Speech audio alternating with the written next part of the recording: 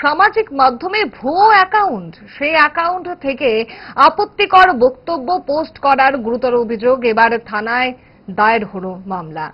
এমনই চাঞ্চল্যকর অভিযোগের ভিত্তিতে চিন্ময় দত্ত নামে একজনের বিরুদ্ধে আজ আমতলী থানায় লিখিত অভিযোগ জমা করলেন রতন দাস। পুলিশ অভিযোগ গ্রহণ করে ঘটনার সত্যতা যাচাই শুরু করেছে।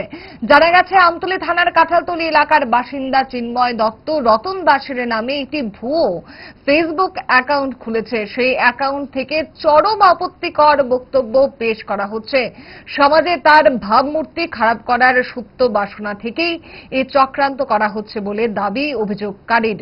অবিলম্বে অভিযুক্তের বিরুদ্ধে আইন অনুসারে কঠোর পদক্ষেপ গ্রহণ করার দাবি জানানো হয়েছে অভিযোগনামায়। সংবাদ মাধ্যমের সামনে নিজের বক্তব্য তুলে ধরতে গিয়ে কি জানিয়েছেন অভিযোগকারী রতন দাস, দেখুন।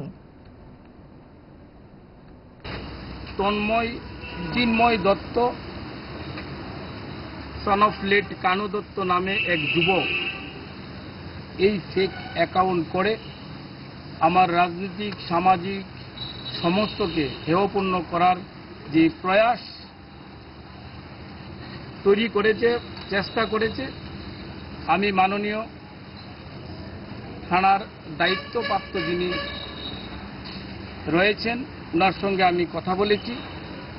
এর পেছনে কারা জড়িত, কারা ওই চিন্ময় দত্তকে সেই ব্যাপারে সহযোগিতা করছেন, সহযোগিতা করে আমার রাজনৈতিক ব্যক্তিগত সামাজিক যে সুনাম সেটাকে নষ্ট করার চেষ্টা করছেন, সেই ব্যাপারে আমি আজকে আমতলী থানায় একটা এফআইআর দাখিল করি।